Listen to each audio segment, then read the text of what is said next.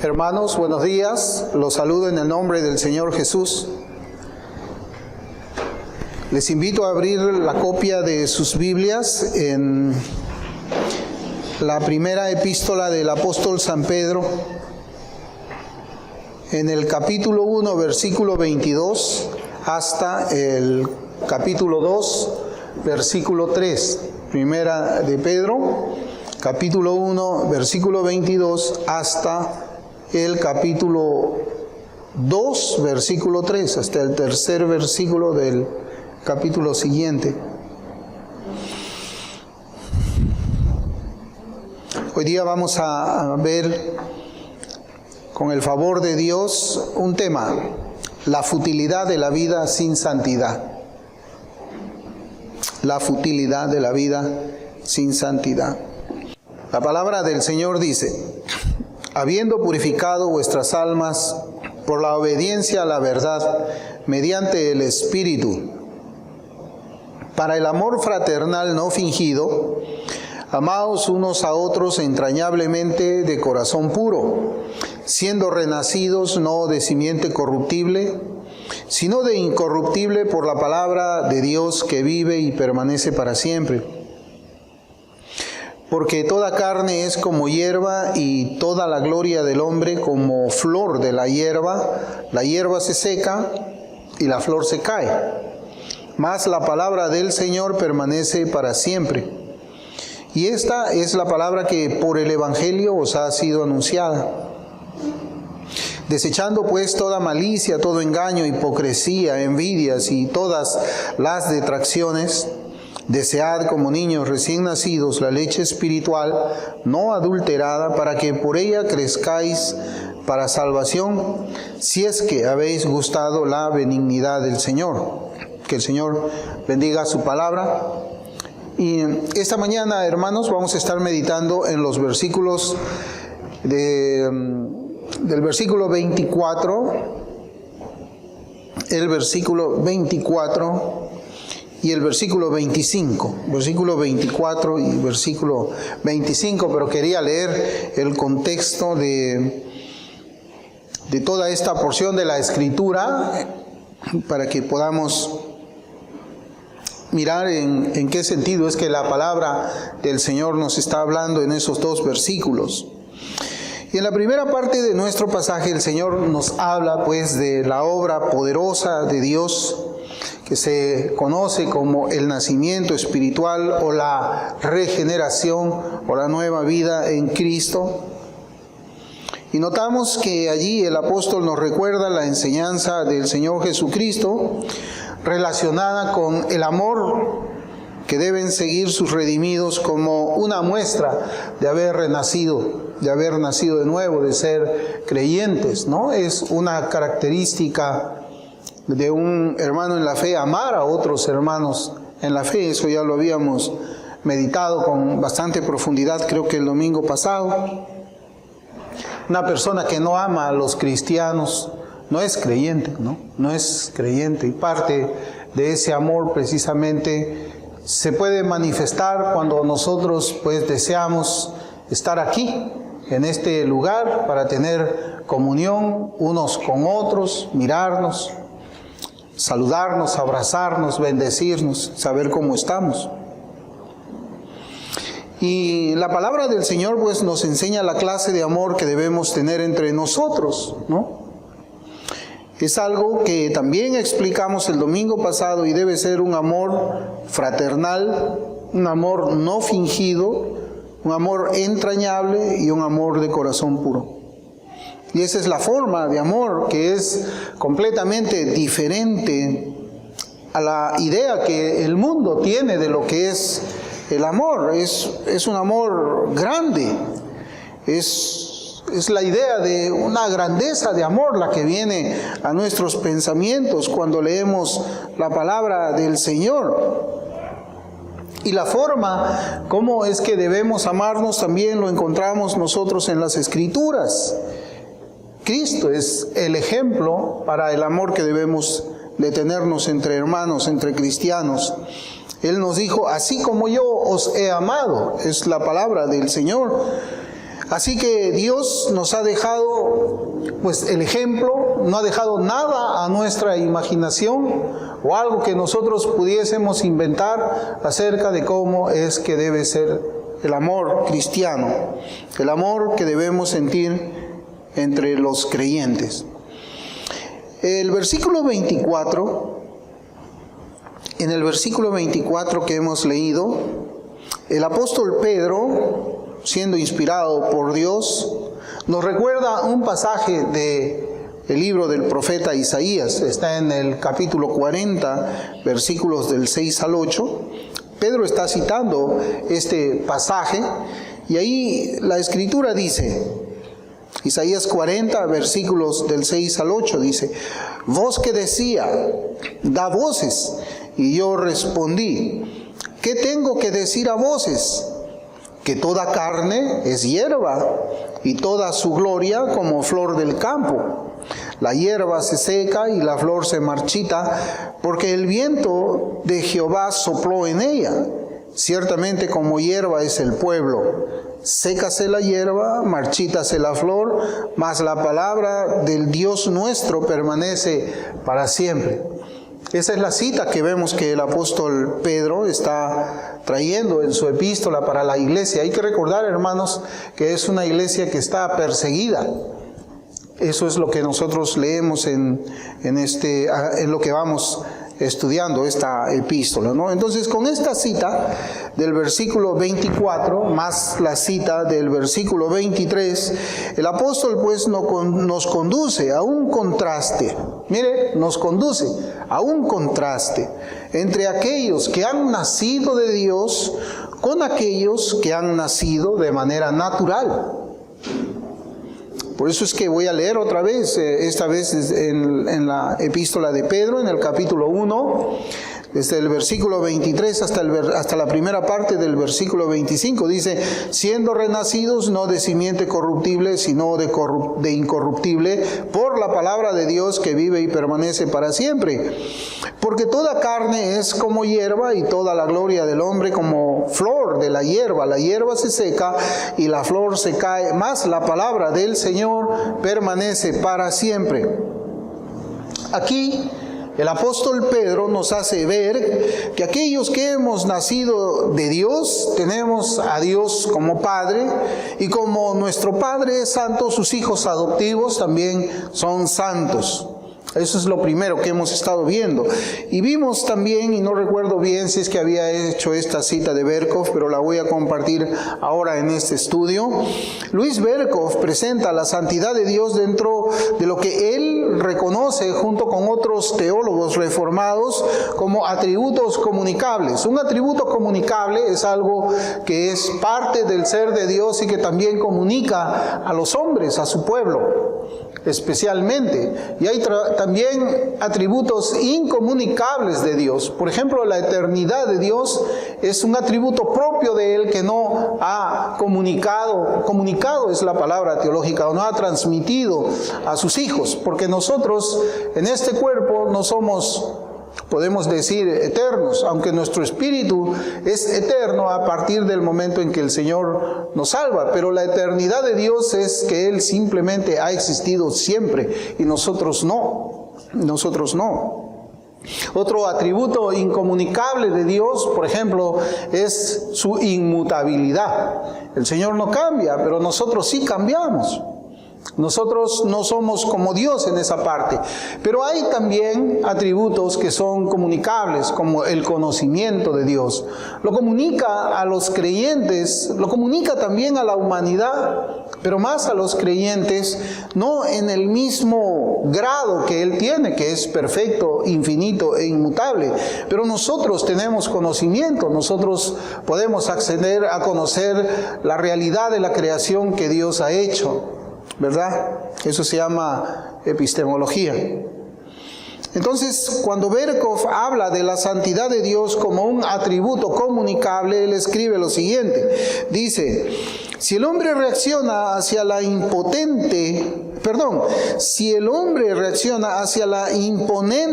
santidad de Dios con un sentido de reconocida insignificancia y temor, esa reacción hacia la santidad moral se revelará haciéndole sentir su impureza y dándole conciencia de su pecado. Una vez que el hombre abre sus ojos por la gracia de Dios y puede ver el estado de su alma, de su vida, el estado miserable en el que se encuentra, lo primero que el Espíritu Santo hace es llevar a esa alma a la convicción de pecado para la salvación. Pero también nosotros entramos a la convicción de pecado, que es aquella obra que el Espíritu hace cuando por medio de la palabra de Dios, siendo nosotros ya creyentes, el Señor nos muestra que hemos pecado, nos revela pecados en los cuales nosotros hemos caído, e inmediatamente también dentro de nuestras almas, en nuestros corazones, la respuesta del creyente es un acto de contrición. Es nuevamente caer en la convicción de pecado, buscando el perdón de Dios, no para salvación, sino para la restauración de la relación que tenemos con Dios, la relación salvífica. Y lo que la Escritura nos afirma es que aquellos que nacen de Dios, Dios influye una actitud santa sobre ellos. Y esa actitud, hermanos, es irresistible. Por eso es que la Escritura nos dice de que sin santidad nadie verá a Dios. La santidad es una característica de la vida de un cristiano. No puede haber un cristiano que no sea santo, y la santidad necesariamente implica a Cristo como Señor y al rescatado como siervo del Señor. El Señor es Rey y nosotros le obedecemos a Él. Por eso es que en respuesta, ahora que nosotros hemos visto a Cristo, en respuesta es nuestra sumisión hacia Él, de nuestra voluntad y de nuestras acciones. Eso es santidad. Y conforme la Escritura nos va revelando más acerca de la voluntad y el carácter de Dios, nosotros vamos siendo perfeccionados en la santidad, como la Biblia dice, vamos siendo transformados de gloria en gloria a la imagen misma de Cristo.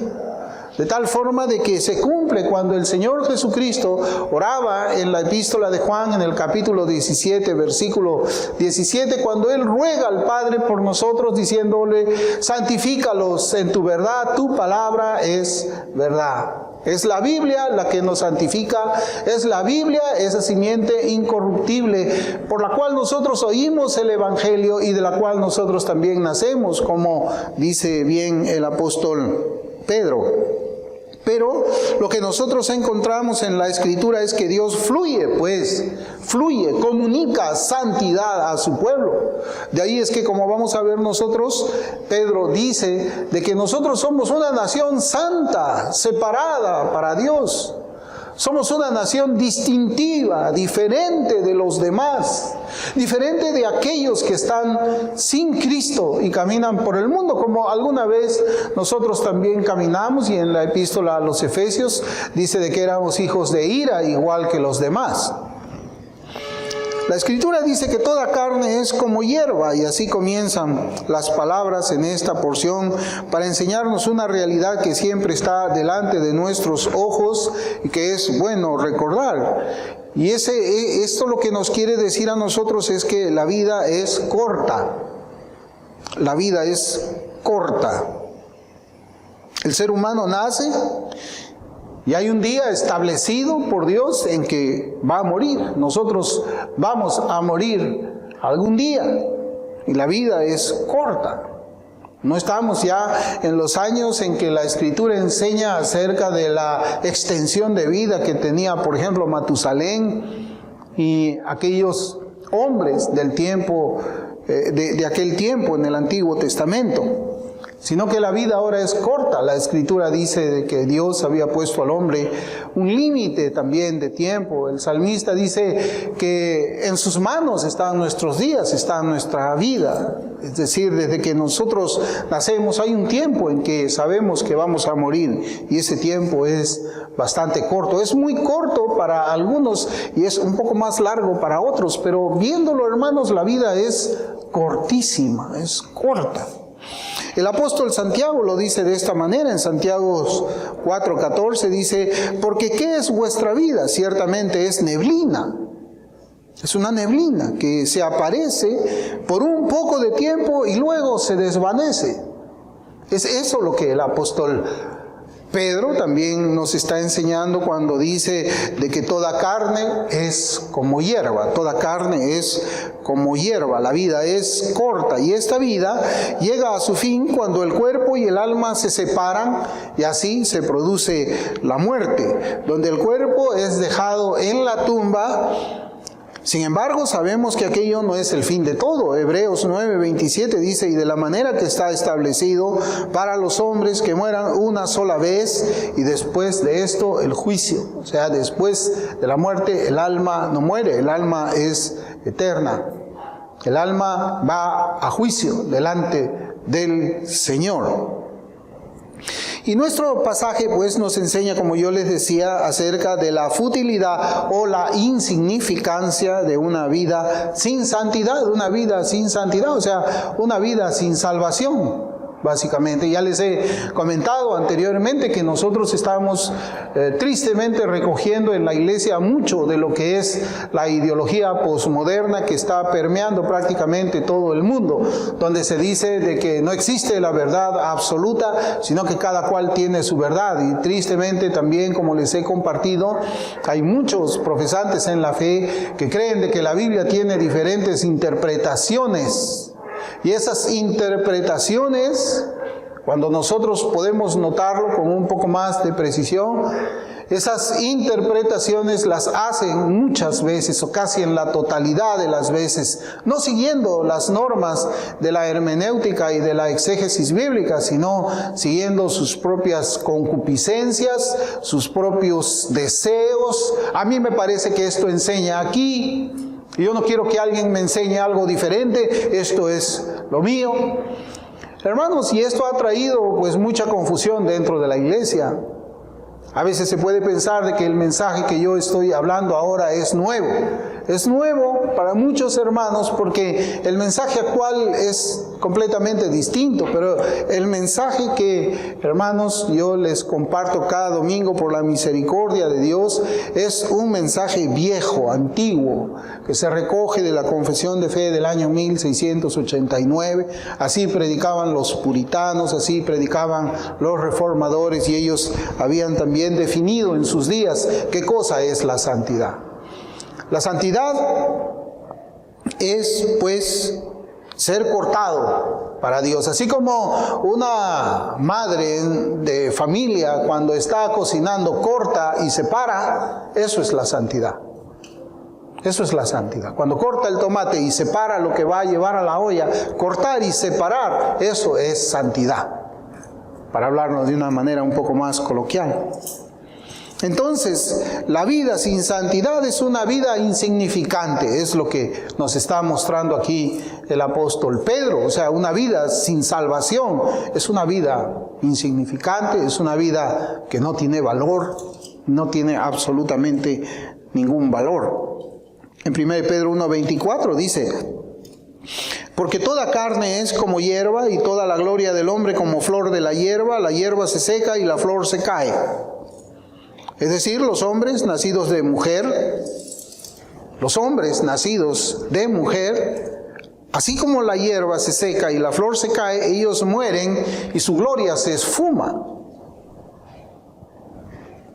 Es decir, todos sus logros y metas alcanzadas con mucho esfuerzo y dedicación, se desaparece junto con ellos. Se desaparece junto con ellos. ¿Qué es toda la gloria del hombre? En palabras del pastor John Gill, se define de esta forma: son todas las cosas exteriores que son estimadas por los hombres y se hacen gloriosas unas a otras, como riquezas, honra, sabiduría, fuerza, justicia exterior, santitud, que es distinto a santidad, santitud y bondad. ¿Qué cosa es una santitud? Una santitud podríamos llamarle nosotros al moralista. Una persona moralista es alguien que todavía se puede definir como alguien conservador, alguien que es muy tradicionalista, alguien que considera todavía de que el aborto es malo, que el matrimonio debe ser entre varón y mujer, que los hijos deben salir de la casa en matrimonio y así. Ese es un hombre que podríamos llamar que vive en santitud, pero no en santidad. Hay una diferencia entre el moralista y el creyente. El moralista, como decía el pastor Spurgeon, su moralidad lo puede mantener fuera de la cárcel, de una prisión, de una comisaría, pero no lo va a mantener fuera del infierno si es que no se convierte al Señor. Nosotros, hermanos, no debemos perder de vista que el apóstol Pedro, como yo les decía, les está escribiendo a iglesias que estaban siendo perseguidas. Estaban siendo perseguidas y las palabras de Dios para ellas son pues de aliento, para que la iglesia resista esas pruebas por amor a Cristo, a quien no habían visto. Y es así cuando nosotros vemos la salutación, dice Pedro, apóstol de Jesucristo, a los expatriados de la dispersión en el Ponto, Galacia, Capadocia, Asia y Bitinia. Es decir, le escribe a una iglesia sufriente. Le está escribiendo a una iglesia sufriente y ahora el apóstol Pedro les va a hablar acerca de la diferencia entre personas que pueden estar siendo prosperadas en lo material, que pueden tener sus propias glorias con ellos mismos, que forman parte de la iglesia sufriente y perseguida del Señor. Y ese es el mensaje primario de esta porción en el contexto de la persecución de la iglesia, la persecución de aquel tiempo. Y yo quisiera detenerme aquí un momento, hermanos, un momento, porque nosotros también tenemos que ver algunas ramas de este árbol, por así decirlo, para que podamos ver todo el panorama completo. Yo quisiera detenerme aquí para compartir con ustedes algo que les había comentado la semana pasada acerca de un libro del puritano John Owen que hablaba de la comunión con Dios. En el tomo 2 de sus obras, donde se trata acerca de la comunión con Dios, basado en 1 de Juan, capítulo 1, versículo 3, mire cómo es que escribe John Owen. La apariencia externa y la condición de los santos en aquellos días era la de personas ruines y despreciables. Sus líderes eran contados como la inmundicia de este mundo y como rechazados por la sociedad en todas las cosas.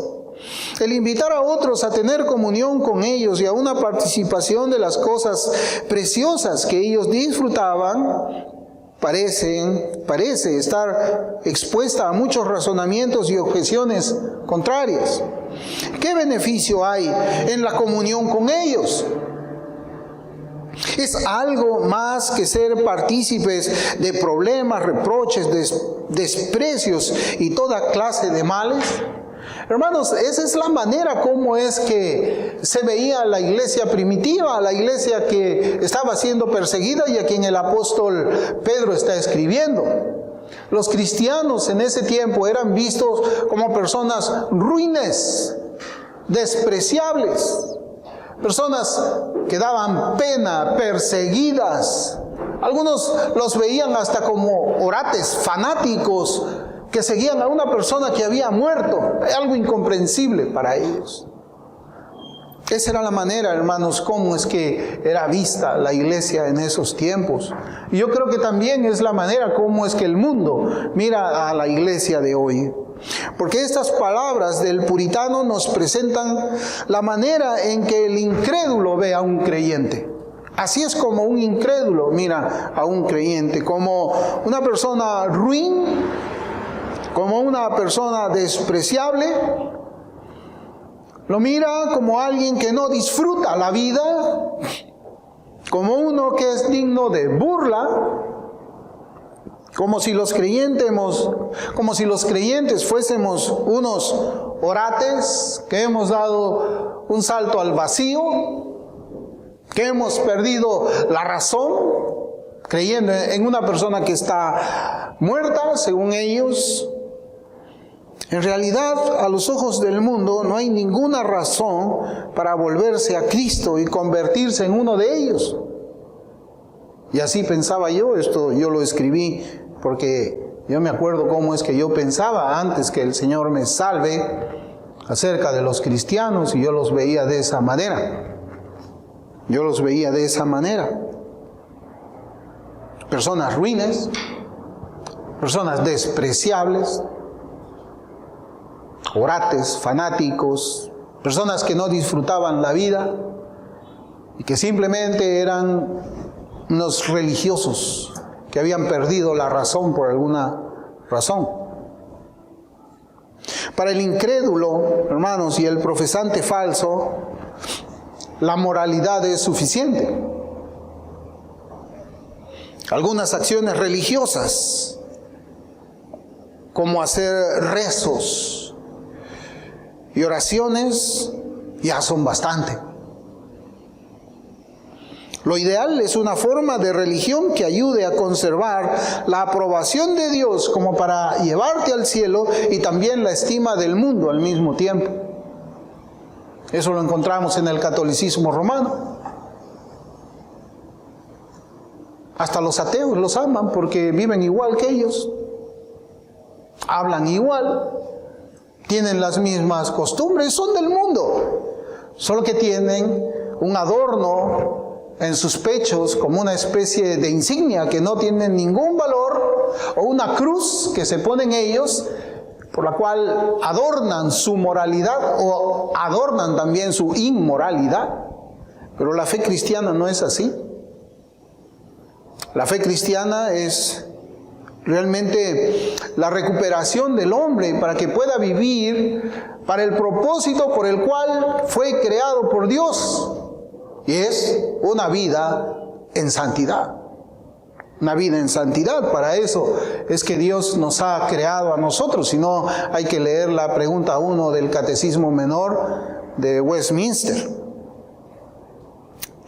Pero estas personas moralistas, hermanos, que también nosotros podemos encontrar dentro de la iglesia del Señor, y que aman el altruismo, aman la generosidad, ellos aman la caridad, y que profesan esta clase de religión, en realidad ellos son enemigos de la cruz de Cristo. Ellos finalmente buscan su propia gloria disfrazada o cubierto con todas esas virtudes que ellos realizan en la carne. Pero esa gloria que ellos consiguen, será como la flor que se cae cuando se seque la hierba. Es decir, su gloria terrenal se irá con ellos al momento de que su corta vida llegue a su fin. Y este pasaje que hemos leído en Primera de Pedro nos dice que no es así con aquellos que buscan la gloria de Cristo en toda su manera de vivir. Ahí dice, ellos permanecerán para siempre. Nosotros, los que creemos, permaneceremos para siempre. Y Dios quiere que meditemos en lo eterno de nuestras almas junto con Él, al lado de Él. Cuando seamos pues perseguidos y despreciados por el mundo debido a nuestra fe en el Señor y a nuestra santa vida y nuestra vida piadosa, cuando seamos burlados por causa de eso, así como yo me burlaba cuando estaba en el mundo, cuando seamos despreciados por nuestra fe, cuando seamos perseguidos por causa de Cristo y del amor que tenemos por Él, aunque no lo hemos visto, nosotros recordemos estas palabras. Que aquellos que nos persiguen, que aquellos que nos insultan, que aquellos que nos ofenden, si es que Dios no hace una obra sobrenatural en ellos, un día se van a secar y su flor se va a caer. Va a desaparecer todo lo de ellos. Pero nosotros, los burlados, los perseguidos, los difamados, los reprochados, permaneceremos para siempre. Eso es lo que nos enseña la Escritura. A diferencia también de aquellos cuyas glorias perecen con ellos, El creyente, además de estar una eternidad con Dios, sus obras santas también lo van a acompañar. Y eso dice Apocalipsis 14:13. La Escritura dice: oí una voz que desde el cielo me decía, escribe, bienaventurados de aquí en adelante los muertos que mueren en el Señor. Mire cómo dice. Bienaventurados los muertos que mueren en el Señor. Sí, dice el Espíritu, descansarán de sus trabajos porque sus obras con ellos siguen. Sus obras con ellos siguen, con aquellos que mueren en el Señor, con aquellos que no van a perecer como esa hierba que se seca y su gloria desaparece. Hermanos, cuando nosotros vemos la historia del cristianismo, las persecuciones violentas contra los cristianos, desde el momento en que la iglesia del Señor fuera establecida en la tierra, notamos la realidad espiritual detrás de esos actos, que es aborrecimiento al Señor y a su rebaño. Es cuando uno lee, y casi inmediatamente comenzó pues la persecución, primeramente por los judíos, acuérdense, en Hechos 7, con la muerte de Esteban, se comenzó la persecución de la iglesia, y luego la primera gran persecución por los romanos cuando Nerón todavía era emperador, cuando él era emperador. Y Pedro pues nos recuerda esto en su carta, pues, que fue escrita entre el año 62 y 64 después de Cristo. Han pasado casi 2000 años y esas actitudes hacia el Señor y la iglesia, hermanos, no han cambiado. No han cambiado. Las formas pueden ser diferentes, pero los sentimientos del corazón no han cambiado. El mundo odia a Cristo. El mundo odia a la iglesia evangélica, cristiana, la iglesia convertida, la odian. El mundo odia a un creyente sin que haga nada. A veces lo odia sin que diga una sola palabra. O a veces lo odia solamente porque de su boca salen palabras santas, porque no habla igual que el mundo. No se ríe por los chistes que el mundo se ríe. No se agrada en las cosas en que el mundo se agrada. Una persona así, en un mundo que está en ese declive de pecado e inmoral, es una persona aborrecida. El Evangelio, correctamente predicado, ha sido, es y será una ofensa para el pecador y un escarnio para aquellas personas que buscan la justicia por medio de sus propias obras. Hoy día nosotros tenemos un evangelio distinto que está formando cristianos distintos. Yo estoy leyendo un libro que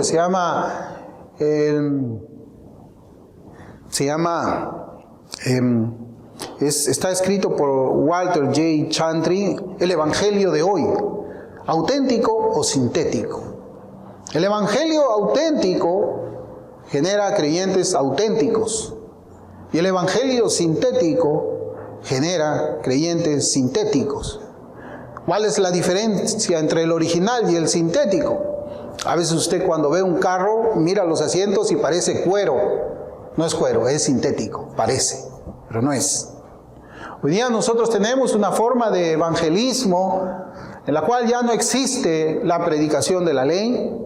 Es una forma de evangelismo donde no se confronta al pecador contra el Dios Santo. Es una forma de evangelismo que se resume en que Dios te ama y tiene un maravilloso plan para ti. Por favor, no seas malo, por favor, acepta a Cristo, no seas malo. Vas a dejar llorando a Cristo. Va a sufrir Cristo si tú no lo aceptas. Haz conmigo esta oración. Ese es el evangelio que nosotros tenemos. Y a veces ni siquiera se espera a que haga el pecador una oración, sino se le dice, dame la mano, yo voy a orar por ti, y tú pestañea y ya eres salvo. Y esas personas son las que están entrando, personas que no han pasado por una convicción de pecado, porque si una persona no es contrastada contra la ley moral de Dios, ¿cómo entonces puede crear el Espíritu Santo convicción de pecado? No la puede hacer. Y eso, hermanos, tiene sus consecuencias en la iglesia, en nuestra iglesia, en la nuestra no, tal vez, pero en las iglesias locales en general. El mundo siempre va a atacar a la iglesia, y la iglesia que está conformada o es la compañía de creyentes regenerados, ahora está en el deber de defender la fe. Hoy, la veracidad de la Biblia es atacada. Los milagros son negados. El cristianismo es desacreditado. El libro de Génesis es considerado como un mito en sus 11 primeros capítulos. La meta de los odiadores de Dios con estas acciones es mantener los ojos de los incrédulos fuera de la tierra, negar a Dios y vivir bajo la servidumbre del pecado. O más bien, el objetivo de los incrédulos es que mantengan los ojos fuera de Dios. Hermanos, nosotros vivimos hoy día en una persecución también. Solo que la persecución se ha trasladado al campo de las ideas. Pero estamos en una persecución. Atacar la veracidad de la Biblia es atacar a Cristo mismo. Ideas. Negar los milagros trae muchas consecuencias, y es que los milagros no son posibles. Cuando alguien ataca los milagros, está atacando el nacimiento virginal de Cristo. Cuando alguien ataca los milagros, está atacando la resurrección corporal de Cristo, está atacando el cristianismo mismo. Por eso, la persecución contra la iglesia se ha trasladado al campo de las ideas, porque hay ideologías que son la nueva religión para muchos incrédulos. Se ha trasladado también al campo de la política, porque hay muchos gobiernos que quieren controlar el mensaje del evangelio. Hay países donde usted ya no puede gritar que la homosexualidad es pecado, porque inmediatamente lo apresan a usted. Y también hay gobiernos que quieren cerrar las iglesias, como el gobierno de Canadá, por ejemplo.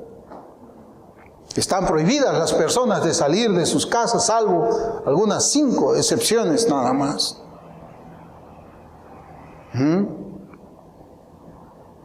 También la batalla o la persecución está en el campo teológico.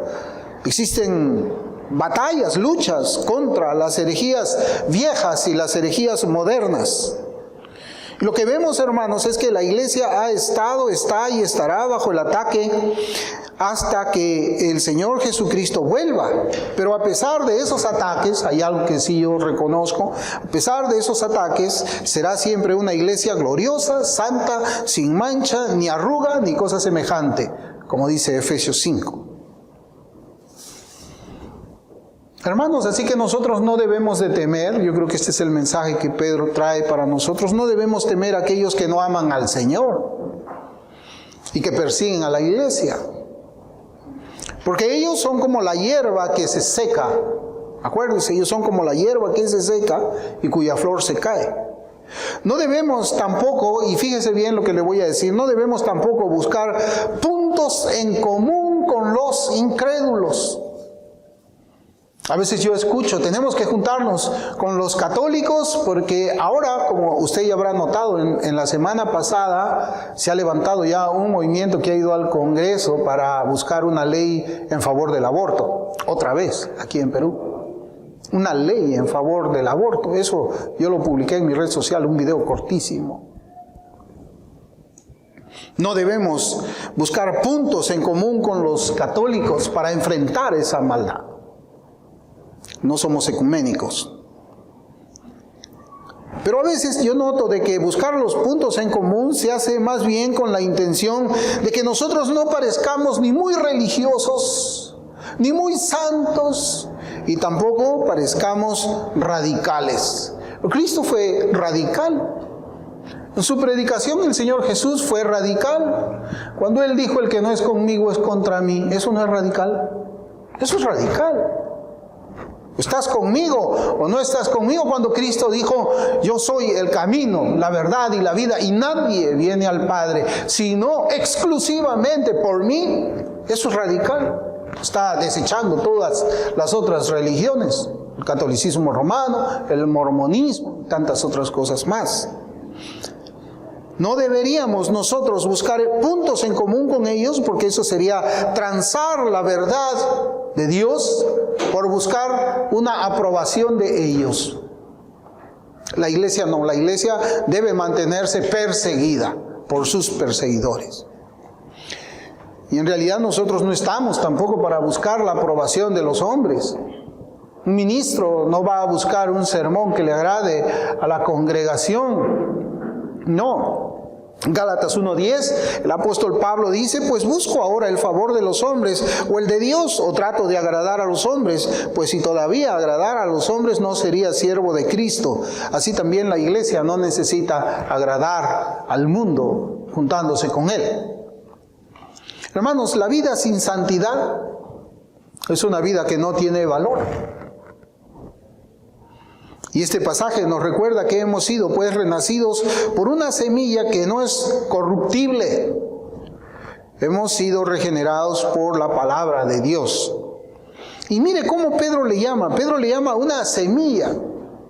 Y esto lo hemos estado también nosotros estudiando, me parece que el último jueves, acerca de la semilla, cuando habla del reino, como una semilla de mostaza, ¿no? Y acá también Pedro dice que es una semilla, una simiente, una semilla. Y la naturaleza nos enseña de que de una buena semilla brota un buen árbol. Y de un buen árbol que brotan buenos frutos.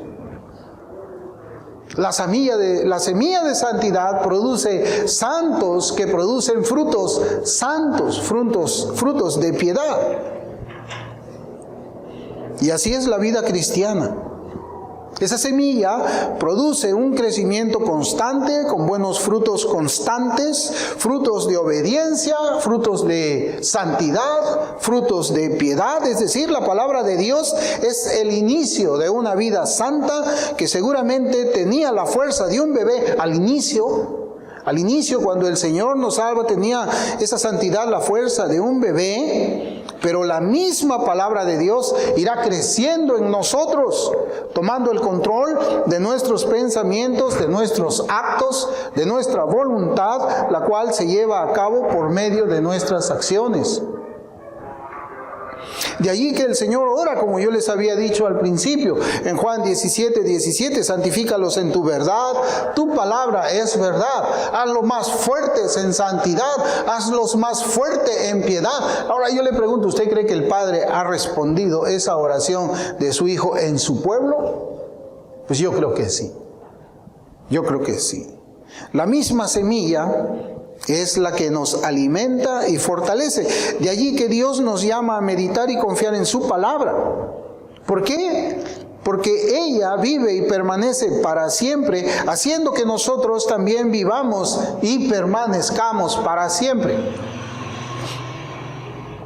Hermanos, confiar en la palabra de Dios